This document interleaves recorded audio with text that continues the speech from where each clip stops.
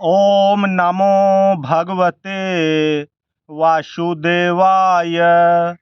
श्रीमद् भागवत महापुराण के दशम स्कंध में पूतना उद्धार की कथा सुनाते हुए श्री सुखदेव जी कहते हैं, परीक्षित, नंद बाबा जब मथुरा से चले तब रास्ते में विचार करने लगे कि वसुदेव जी का कथन झूठा तो नहीं हो सकता। इससे उनके मन में उत्पात होने की आशंका हो गई।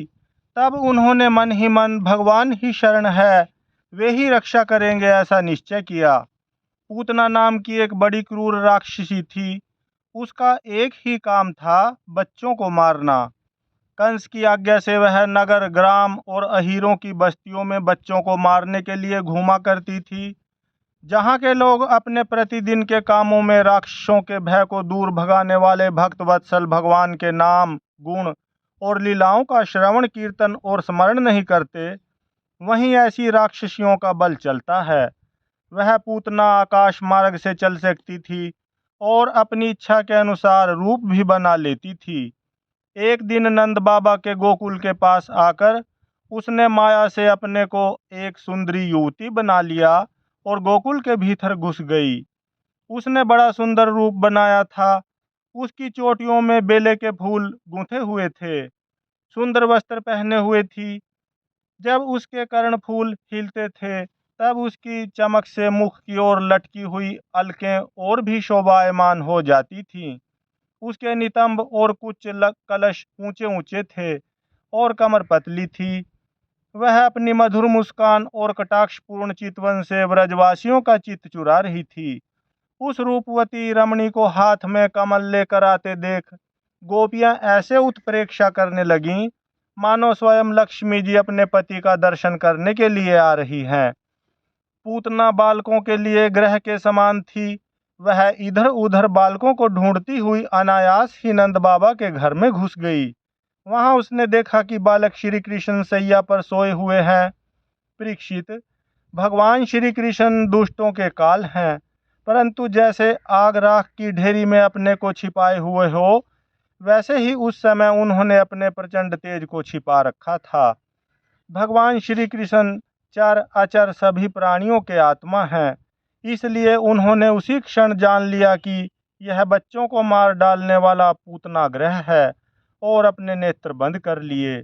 जैसे कोई पुरुष भ्रमवश सोए हुए सांप को रस्सी समझकर उठा ले, वैसे ही अपने काल रूप भगवान श्री कृष्ण को पूतना ने अपनी गोद में उठा लिया।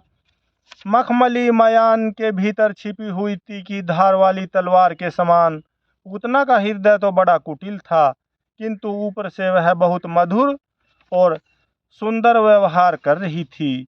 देखने में वह एक भद्र महिला के समान जान पड़ती थी, इसलिए रोहिणी और यशोदा जी ने उसे घर के भीतर आई देखकर भी उसकी सौंदर्य प्रभा से हत प्रतिभ सी होकर कोई रोक टोक नहीं की, चुपचाप खड़ी खड़ी देखती रहीं। इधर भयानक राक्षसी पूतना ने बालक श्री कृष्ण को अपनी गोद में लेकर उनके मुंह में अपना स्तन दे दिया, जिसमें बड़ा भयंकर और किसी प्रकार भी पच न सकने वाला विष लगा हुआ था। भगवान ने क्रोध को अपना साथी बनाया और दोनों हाथों से उसके स्तनों को जोर से दबाकर उसके प्राणों के साथ उसका दूध पीने लगे। वे उसका दूध पीने लगे और उनका साथी क्रोध प्राण पीने लगा। अब तो पूतना के प्राणों के आश्रयभूत सभी मर्म स्थान फटने लगे। वह पुकारने लगी, अरे छोड़ दे, छोड़ दे, अब बस कर। वह बार बार अपने हाथ और पैर पटक पटक कर रोने लगी। उसके नेत्र उलट गए, उसका सारा शरीर पसीने से लथपथ हो गया। उसकी चिल्लाहट का वेग बड़ा भयंकर था। उसके प्रभाव से पहाड़ों के साथ पृथ्वी और ग्रहों के साथ अंतरिक्ष डगमगा उठा। सातों पाताल और दिशाएं गूंज उठी। बहुत से लोग वज्रपात की आशंका से पृथ्वी पर गिर पड़े। परीक्षित, इस प्रकार निशाचरी पूतना के स्तनों में इतनी पीड़ा हुई कि वह अपने को छिपा न सकी। राक्षसी रूप में प्रकट हो गई। उसके शरीर से प्राण निकलने गए, मुंह फट गया, बाल बिखर गए और हाथ पांव फैल गए। जैसे इंद्र के वज्र से घायल होकर वृत्रासुर गिर पड़ा था, वैसे ही वह बाहर गोष्ठ में आकर गिर पड़ी। राजेंद्र, पूतना के शरीर ने गिरते गिरते भी 6 कोस के भीतर के वृक्षों को कुचल डाला। यह बड़ी ही अद्भुत घटना हुई। पूतना का शरीर बड़ा भयानक था। उसका मुंह हल के समान तीखी और भयंकर दाढ़ों से युक्त था। उसके नथुने पहाड़ की गुफा के समान गहरे थे और स्तन पहाड़ से गिरी हुई चट्टानों की तरह बड़े बड़े थे। लाल लाल बाल चारों ओर बिखरे हुए थे। आंखें अंधे कुएं के समान गहरी, नितंब नदी के करार की तरह भयंकर। भुजाएं, जांघें और पैर नदी के पुल के समान तथा पेट सूखे हुए सरोवर की भांति जान पड़ता था। पूतना के उस शरीर को देखकर सब के सब ग्वाल और गोपी डर गए। उसकी भयंकर चिल्लाहट सुनकर उनके हृदय, कान और सिर तो पहले ही से फट रहे थे। जब गोपियों ने देखा कि बालक श्री कृष्ण उसकी छाती पर निर्भय होकर खेल रहे हैं, तब वे बड़ी घबराहट और उतावली के साथ झटपट वहां पहुंच गईं तथा श्री कृष्ण को उठा लिया। इसके बाद यशोदा और रोहिणी के साथ गोपियों ने गाय की पूंछ घुमाने आदि उपायों से बालक श्री कृष्ण के अंगों की सब प्रकार से रक्षा की। उन्होंने पहले बालक श्री कृष्ण को गोमूत्र से स्नान कराया, फिर सब अंगों में गोरज लगाई और फिर 12 अंगों में गोबर लगाकर भगवान के केशव आदि नामों से रक्षा की। इसके बाद गोपियों ने आचमन करके अज आदि 11 बीज मंत्रों से अपने शरीरों में अलग अलग अंगन्यास एवं करन्यास किया और फिर बालक के अंगों में बीज न्यास किया। वे कहने लगीं, अजन्मा भगवान तेरे पैरों की रक्षा करें, मणिमान घुटनों की, यज्ञ पुरुष जांघों की, अच्युत कमर की, हयग्रीव पेट की, केशव हृदय की, ईश वक्षस्थल की, सूर्य कंठ की, विष्णु बाहों की, उरुक्रम मुख की और ईश्वर सिर की रक्षा करें। चक्रधर भगवान रक्षा के लिए तेरे आगे रहें, गदाधारी श्री हरि पीछे। क्रमशः धनुष और खड्ग धारण करने वाले भगवान मधुसूदन और अजन दोनों बगल में, शंखधारी उरुगाय चारों कोनों में, उपेंद्र ऊपर, हलधर पृथ्वी पर और भगवान परम पुरुष तेरे सब और रक्षा के लिए रहें। ऋषिकेश भगवान इंद्रियों की और नारायण प्राणों की रक्षा करें। श्वेत द्वीप के अधिपति चित्त की और योगेश्वर मन की रक्षा करें। प्रश्निगृभ तेरी बुद्धि की और परमात्मा भगवान तेरे अहंकार की रक्षा करें। खेलते समय गोविंद रक्षा करें, सोते समय माधव रक्षा करें, चलते समय भगवान बैकुंठ और बैठते समय भगवान श्रीपति तेरी रक्षा करें। भोजन के समय समस्त ग्रहों को भयभीत करने वाले यज्ञ भोक्ता भगवान तेरी रक्षा करें।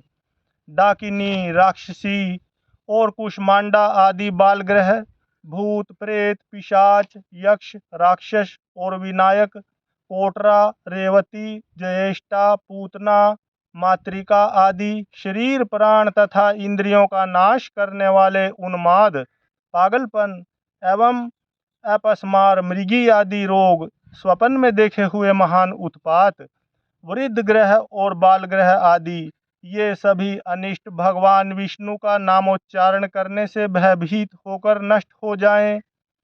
श्री सुखदेव जी कहते हैं, परीक्षित, इस प्रकार गोपियों ने प्रेम पाश में बंधकर भगवान श्री कृष्ण की रक्षा की।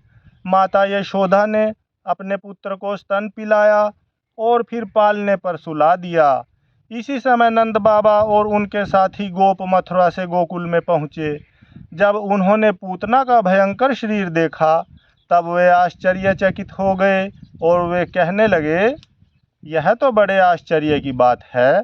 अवश्य ही वसुदेव के रूप में किसी ऋषि ने जन्म ग्रहण किया है, अथवा संभव है वसुदेव जी पूर्व जन्म में कोई योगेश्वर रहे हों, क्योंकि उन्होंने जैसा कहा था वैसा ही उत्पात यहाँ देखने में आ रहा है। तब तक व्रजवासियों ने कुल्हाड़ी से पूतना के शरीर को टुकड़े टुकड़े कर डाला और गोकुल से दूर ले जाकर लकड़ियों पर रखकर जला दिया। जब उसका शरीर जलने लगा, तब उसमें से ऐसा धुआं निकला जिसमें से अगर किसी सुगंध आ रही थी। क्यों न हो, भगवान ने जो उसका दूध पी लिया था, जिससे उसके सारे पाप तत्काल ही नष्ट हो गए थे। पूतना एक राक्षसी थी। लोगों के बच्चों को मार डालना और उनका खून पी जाना, यही उसका काम था। भगवान को भी उसने मार डालने की इच्छा से ही स्तन पिलाया था। फिर भी उसे वह परम गति मिली जो सत्पुरुषों को मिलती है। ऐसी स्थिति में जो परब्रह्म परमात्मा भगवान श्री कृष्ण को श्रद्धा और भक्ति से माता के समान अनुराग पूर्वक अपनी प्रिय से प्रिय वस्तु और उनको प्रिय लगने वाली वस्तु समर्पित करते हैं, उनके संबंध में तो कहना ही क्या है। भगवान के चरण कमल सबके वंदनीय, ब्रह्मा शंकर आदि देवताओं के द्वारा भी वंदित हैं। वे भक्तों के हृदय की पूंजी हैं। उन्हीं चरणों से भगवान ने पूतना का शरीर दबाकर उसका स्तनपान किया था। माना कि वह राक्षसी थी, परंतु उसे उत्तम से उत्तम गति जो माता को मिलनी चाहिए प्राप्त हुई। फिर जिनके स्तन का दूध भगवान ने बड़े प्रेम से पिया, उन गौओं और माताओं की तो बात ही क्या है। परीक्षित, देवकी नंदन भगवान कैवल्य आदि सब प्रकार की मुक्ति और सब कुछ देने वाले हैं। उन्होंने व्रज की गोपियों और गौओं का वह दूध जो भगवान के प्रति पुत्र भाव होने से वात्सल्य स्नेह की अधिकता के कारण स्वयं ही झरता रहता था, भर पेट पान किया। राजन, वे गौएं और गोपियां जो नित्य निरंतर भगवान श्री कृष्ण को अपने पुत्र के ही रूप में देखती थीं, फिर जन्म मृत्यु रूप संसार के चक्कर में कभी नहीं पड़ सकती, क्योंकि यह संसार तो अज्ञान के कारण ही है। नंद बाबा के साथ आने वाले व्रजवासियों की नाक में जब चिता के धुएं की सुगंध पहुंची, तब यह क्या है, कहाँ से ऐसी सुगंध आ रही है, इस प्रकार कहते हुए वे व्रज में पहुँचे। वहाँ गोपों ने उन्हें पूतना के आने से लेकर मरने तक का सारा वृतांत कह सुनाया। वे लोग पूतना की मृत्यु और श्री कृष्ण के कुशल पूर्वक बच जाने की बात सुनकर बड़े ही आश्चर्यचकित हुए। परीक्षित, उदार शिरोमणि नंद बाबा ने मृत्यु के मुख से बचे हुए अपने लाला को गोद में उठा लिया और बार बार उसका सिर सूंघकर मन ही मन बहुत आनंदित हुए। यह पूतना मोक्ष भगवान श्री कृष्ण की अद्भुत बाल लीला है। जो मनुष्य श्रद्धापूर्वक इसका श्रवण करता है, उसे भगवान श्री कृष्ण के प्रति प्रेम प्राप्त होता है। हरि ओम तत्सत, हरि ओम तत्सत, हरि ओम तत्सत, हरि ओम तत्सत।